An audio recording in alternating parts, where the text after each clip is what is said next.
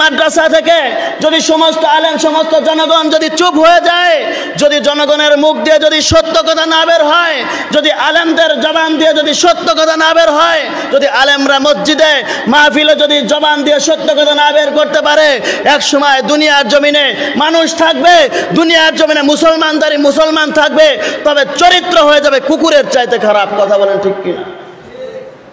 দেখা যাবে এক সময় কলেজ কলেজ থাকবে না, কলেজ কসাইখানা হয়ে যাবে, ভার্সিটি ভার্সিটি থাকবে না, ভার্সিটি কসাইখানা হয়ে যাবে। প্রমাণ কি পাচ্ছেন? প্রমাণ হয়ে যাচ্ছে। এখন মাঠে ময়দানে মারামারি হয়, মাঠে ময়দানে মারামারি হয়, সাংবাদিকটা পকেট মোটা আছে, ভিডিও করে বলে এখানে শান্ত পরিবেশ, অথচ মানুষ ৩-৪ জন মরে দুনিয়ার জমিন থেকে বিদায় হয়ে গেছে। হচ্ছে না? এমনই হচ্ছে।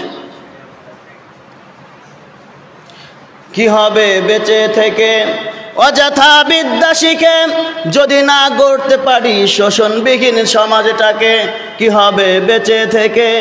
কি হবে ছাত্রে চুমু খেয়ে সনদখানা যদি হয় বিদ্যালয়টা পতিতাদের আড্ডাখানা?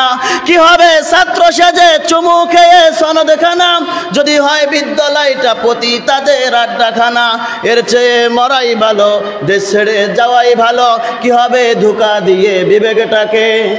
কি হবে বেঁচে থেকে অযথা বিদ্যা শিখে যদি না গড়তে পারো শোষণবিহীন সমাজটাকে? কি হবে লেখালেখি কলমবাজি রই মহড়া সমাজের আসল চিত্র যদি না যায় তুলে ধরা? যদি ওই টাকার বলে কলমটা উল্টো চলে, যদি ওই ঘুষের বলে টিভি চ্যানেল উল্টো বলে, তবে কি যাবে রুখা দুর্নীতিকে? কি হবে বেঁচে থেকে অযথা বিদ্যা শিখে যদি না গড়তে পারি শোষণবিহীন সমাজটাকে? কথা বলেন ঠিক কিনা? যদি মাদ্রাসা থেকে যদি সমস্ত আলেম সমস্ত জনগণ যদি চুপ হয়ে যায়, যদি জনগণের মুখ দিয়ে যদি সত্য কথা না বের হয়, যদি আলেমদের জবান দিয়ে যদি সত্য কথা না বের হয়, যদি আলেমরা মসজিদে মাহফিলে যদি জবান দিয়ে সত্য কথা না বের করতে পারে, এক সময় দুনিয়ার জমিনে মানুষ থাকবে, দুনিয়ার জমিনে মুসলমানদারি মুসলমান থাকবে, তবে চরিত্র হয়ে যাবে কুকুরের চাইতে খারাপ। কথা বলেন ঠিক কিনা?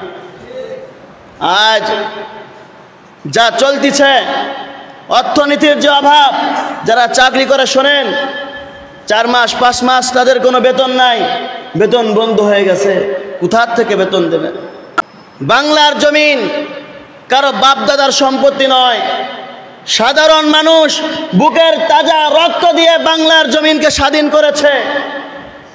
বাংলার জমিন এই বাংলাদেশের এই জন্মভূমিতে ভাষার জন্য পৃথিবীতে কোনো জাতি রক্তক্ষরণ করে নাই। বাংলা ভাষার জন্য শুধু 52তে এই বাংলার জমিনে এই বাংলা ভাষার জন্য একমাত্র বাংলাদেশের মানুষই কি করেছে?